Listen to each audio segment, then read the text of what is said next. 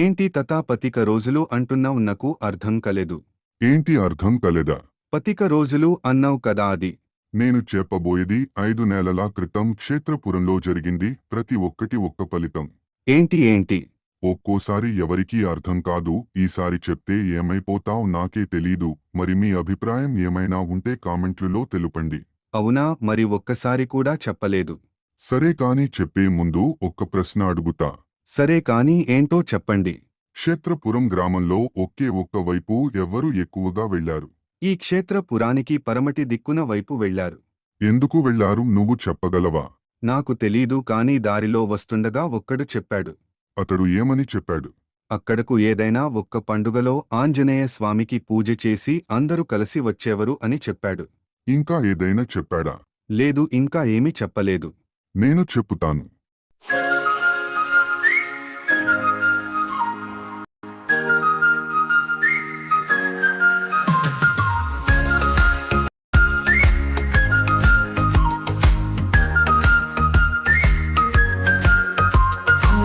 ఇక్కడి నుంచి కథ మొదలవుతుంది. నువ్వు తెలుసుకోవాల్సింది 2 శతాబ్దాల క్రితం సత్రియ అనే ఒక రాజ్యం ఉండేది. ఈ రాజ్యంలో సారసింహారెడ్డి అనే ఒక రాజు ఉండేవాడు. ఈ రాజు తన ప్రజలు ఎంతో బాగా జీవనాన్ని కొనసాగిస్తూ ఉండేవారు. ఎవరికైనా సమస్య వస్తే సారసింహారెడ్డి తీర్చేవాడు. అయితే ఈ రాజ్యానికి కొంత దూరంలో మౌలిక రాజ్యం అనే ఒక్క రాజ్యం ఉండేది. ఈ రాజ్యంలో శివేంద్ర అనే ఒక రాజు ఉండేవాడు. ఈ రాజ్యంలో తన సైనికులు యుద్ధం ఎలా చేయాలో నేర్చుకుంటున్నగా భయపడితేగిన అక్కడికక్కడే కొట్టి వాడు సైన్యానికి ఒక్క యుద్ధంలో చేస్తే ఒక ధైర్యంతో చేయాలని తన సైన్యానికి బుద్ధి చెప్పేవాడు. అయితే సారసింహారెడ్డి రాజుతో చాలా సంపద ఉన్నది అనే విషయం శివేంద్ర రాజుకు తెలిసింది. శివేంద్ర రాజుకు అత్యాశ. ఎలాగైనా ఆ సంపదను నేనే సొంతం చేసుకోవాలని అనుకున్నాడు. శివేంద్ర రాజు తన సైన్యాన్ని సిద్ధం చేసుకుని సత్రియరాజ్యంపై యుద్ధం చేయడానికి వెళుతున్నాడు. వాళ్లు వస్తున్న విషయం సారసింహారెడ్డి రాజు తెలుసుకుని వాళ్లతో యుద్ధం చేయడానికి తన సైన్యంతో వెళుతున్నాడు.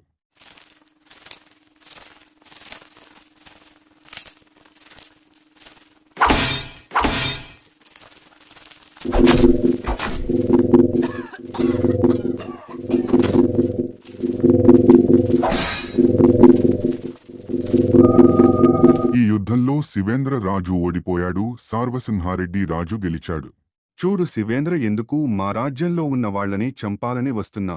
మీ రాజ్యంలో ఉన్న బంగారాన్ని మొత్తం నేను సొంతం చేసుకోవాలనుకుంటున్నాను. అది ఎప్పటికీ జరగని విషయం.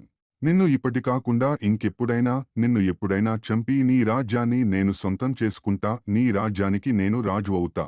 నువ్వు నన్ను ఏమి చేయలేవు. ఇంకొక క్షణం ఇక్కడ ఉన్న నువ్వు ప్రాణాలతో ఉండవు.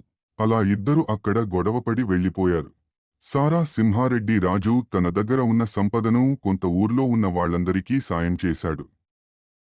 సారసింహారెడ్డి రాజుకు వయసు అయిపోవడంతో తన దగ్గర ఉన్న కొంత సంపాదనవంతంగా ఒక గుహలో దాచిపెట్టి తన పూజలు జరిపించి ఎవరికైనా కష్టమొస్తే మాత్రమే ఇది తీసుకుని సహాయం చేయగలరు అనే ఒక ఉత్తరంలో రాసి పూజ చేసి ఆ గుహలో దాచిపెట్టాడు. అయితే ఈ రహస్యం తన రాజ్యంలో ఉన్న ఒక 5 సైనికులకు మాత్రమే తెలుసు, ఇంకెవ్వరికీ తెలియదు. సారసింహారెడ్డి రాజు ఆరోగ్య పరిస్థితి బాగోలేక మరణించారు. ఈ విషయం శివేంద్రకు తెలిసిన వెంటనే గట్టిగా అరిచాడు. బంగారాన్ని చాలా రహస్యంగా దాచిపెట్టినారు అనే విషయం శివేంద్ర రాజుకు తెలిసింది. అప్పటినుంచి వెతకడం మొదలుపెట్టాడు. కాలం గడిచింది, అయినా వెతుకుతూనే ఉన్నారు. 30 రోజులుగా ఎంత వెతికినా దొరకడం లేదే. ఏం చేయాలో ఇప్పుడు? ఏమి చేయాల్సిన అవసరం లేదు ప్రభు. ప్రశాంతంగా మీ కోటకు వెళ్లి మీ రాజ్యాన్ని చూసుకోండి చాలు. నా ముందే నాకు ఎదురు తిరిగే ధైర్యం ఉందా నీకు? నిన్ను ఏం చేస్తానో చూడు ఇప్పుడు. ప్రభు, ఆవేశపడకండి. ఏదో సరదాగా అన్నా. తమరు ఎందుకు వచ్చారో వివరించండి. ఆ సారసింహారెడ్డి ఎవరికి తెలియకుండా గుహలో బంగారాన్ని దాచిపెట్టాడంట. అది కనిపెట్టదామని. మీ రాజ్యంలో ఉన్నది మీకు సరిపోలేదా ప్రభు? నాకు వయసు అయిపోయింది. నా రాజ్యంలో నా విగ్రహాన్ని నిర్మిస్తే చాలా అద్భుతంగా కనపడుతుంది.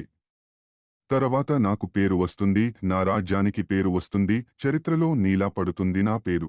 అతిగా ఆశపడకూడదు. ఉన్నదాంట్లో మాత్రమే ప్రయత్నించాలి. సరే, ఇక్కడితో వదిలేస్తా. కానీ రాబోయే కాలంలో ఎవరైనా ప్రయత్నిస్తే అప్పుడు వాళ్లకు ఏం జరుగుతుంది? ఇది ఇద్దరు ప్రేమికులు మాత్రమే ఓపెన్ చేయగలవు అని పూజ చెప్పించినప్పుడు రాసిపెట్టి అక్కడ పెట్టారు. మరి ముందు ఏం జరుగుతుందో తెలియదు. రాబోయే కాలంలో ఈ కాలంలో జరిగిన విషయం ఆ కాలంలో ఉన్నవాళ్లు తెలుసుకుని ఏమైనా చేయొచ్చు అనుకో. నీలాగా దీనికోసం ఎవడు ఆశపడడు. తన జీవితం కోసం బాగా ఆలోచించాడు. గుర్తుపెట్టుకోండి, బాగా చెప్తున్నా, నీ వల్ల కాదు. నేను కాకపోతే నా తమ్ముడు కాకపోతే నా కొడుకు, ఇంకా ఎవరైనా ప్రయత్నిస్తూనే ఉంటారు. ఏమంటారు? ఇక మీరు ఏమైనా చేసుకోండి ప్రభూ, నాకు అవసరం లేదు.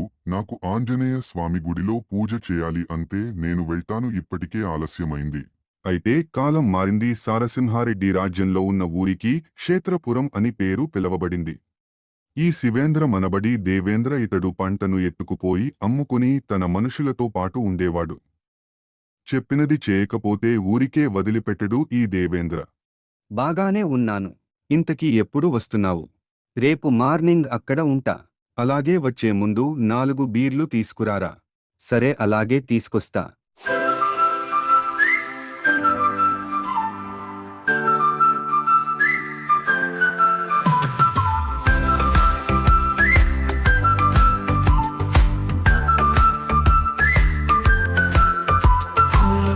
చూసి చూడంగానే వచ్చేసావే, అడిగి అడగకుండా వచ్చేసావే నా మనసులోకి హౌరంగంగా దూకి.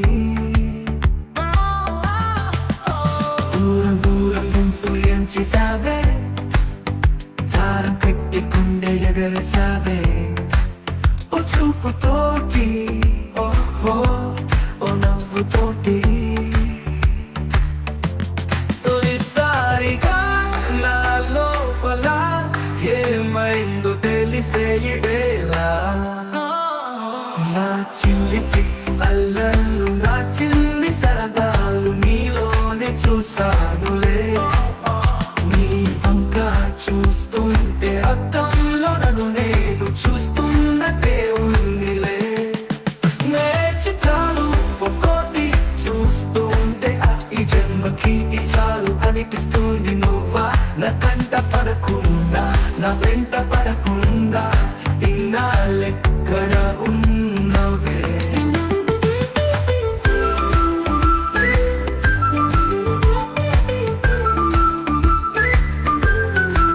నీ కన్నులో ఆనందం వస్తుందంటే ఎన్నెన్నో యుద్ధాలు చేస్తానులే. నీ చిరునవ్వుకి నేను గెలుపొంది వస్తాను, హామీ ఇస్తున్నానులే.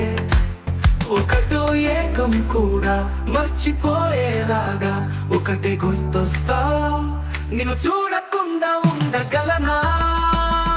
నా చిలిపి అల్లర్లు, నా చిన్ని సరదాలు నీలోనే చూసానులే.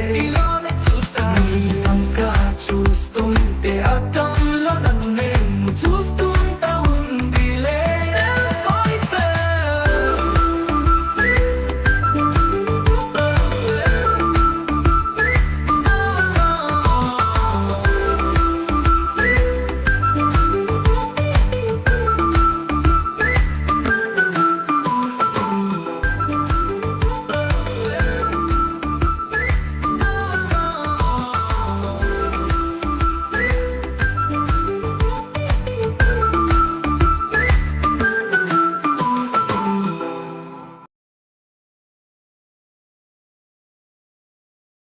అందరూ ఊరిలో ఉల్లాసంగా ఉత్సాహంగా ఉన్నారు. కాని